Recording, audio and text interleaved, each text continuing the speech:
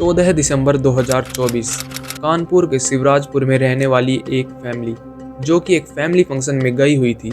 जब सुबह के करीब 9 बजे घर पर वापस लौटती है तो पाती है कि उनके घर का मेन दरवाज़ा खुला हुआ है।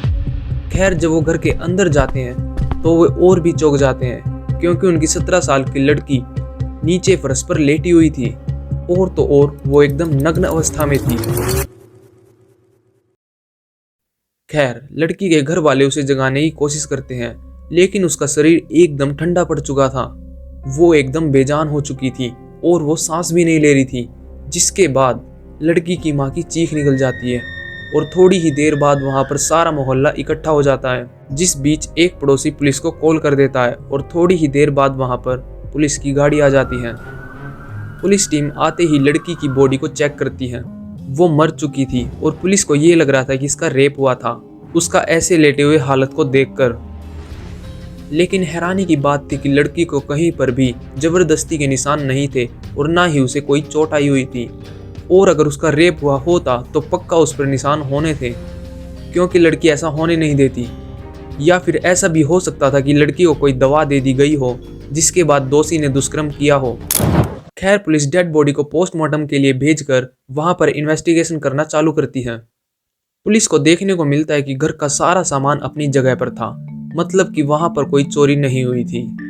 साथ ही साथ में उन्हें एक बड़ी अजीब चीज देखने को मिलती है।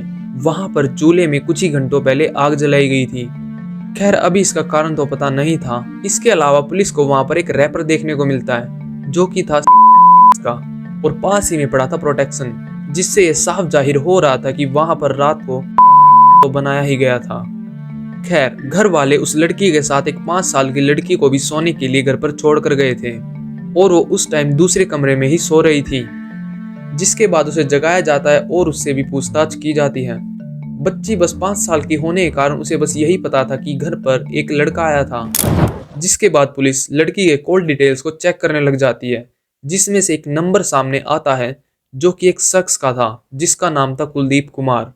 इस लड़के की उम्र थी करीब 25 साल और ये इस घर से 20 किलोमीटर दूर नेवड़ा गांव का रहने वाला था।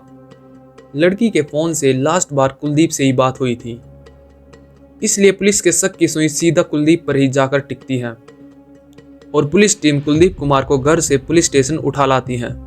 उससे पूछताछ की जाती है तो शुरू में वो कुछ भी नहीं बताता है, लेकिन जब पुलिस उसे सख्ती से पेश आती है तब जाकर सारी कहानी सामने निकल कर आती है। दरअसल कुलदीप की लड़की से पहली बार मुलाकात हुई थी फेसबुक के जरिए। कई दिनों तक बातचीत होती है और जल्दी ही ये बातचीत प्यार में बदल जाती है। और ऐसे चलते चलते ये दिन आ जाता है 13 दिसंबर 2024 को, जब लड़की कुलदीप को कॉल करके ये बताती है कि उनके घर वाले किसी फैमिली फंक्शन में जा रहे हैं और वो घर पर बिल्कुल अकेली है, तो रात को आ जाना। दरअसल लड़की के घर वाले एक फैमिली फंक्शन में जा रहे थे और लड़की घर पर अकेले रहने को जिद करती है और ये कहकर घर वालों को मना भी लेती है कि मैं अपनी चचेरी बहन के साथ घर पर सो जाऊंगी। और घर वालों को भी ऐसी किसी घटना का अंदाजा नहीं था, इसलिए वो मान जाते हैं। खैर, उधर वो लड़का ये सारा किस्सा अपने दोस्त को सुनाता है कि ऐसे ऐसे मेरी गर्लफ्रेंड मुझको ऐसे बुला रही है। तब लड़के का दोस्त उसे कुछ और प्रोटेक्शन लाकर देता है और उसे बताता है कि ऐसे ऐसे करके इसे खा लियो। और वो लड़का रात के करीब 9 बजे लड़की के घर पर पहुंचता है और ठंड होने के कारण सारा मोहल्ला जल्दी ही सो गया था, इसलिए किसी को भी पता नहीं चलता है। जिसके बाद लड़की अपनी छोटी बहन को दूसरे कमरे में लेटा देती है और फिर वे दोनों। खैर, ठंड काफी ज्यादा थी और लड़की एकदम नग्न अवस्था में थी और वो ऐसा काम रात के करीब 10 बजे से लेकर सुबह के 3 बजे तक करते रहते हैं, इसलिए लड़की को ठंड लगने लगती है। लेकिन लड़का गोलियों के असर के कारण बिल्कुल भी नहीं मानता है, जिसके बाद वो फिर से और इसके बाद लड़की की हालत एकदम खराब होने लग जाती है और लड़की का शरीर एकदम अकड़ने लग जाता है। लड़का डर जाता है और हड़बड़ाहट में उसको गर्म करने के लिए वहां पर चूल्हे में आग जलाता है, लेकिन आग से काम नहीं बनता है और लड़की बिल्कुल अकड़ जाती है और फर्श पर गिर जाती है। ये देखकर लड़का अपने होशोवाज खो बैठता है और ये बिना सोचे कि उसे मदद करनी चाहिए या नहीं करनी चाहिए अपने कपड़े पहनकर वहां से भाग जाता है और लड़की ठंड में नग्न अवस्था में पड़ी हुई तड़प तड़प कर मर जाती है। जिसके बाद तो तुम्हें पता ही आगे क्या होता है।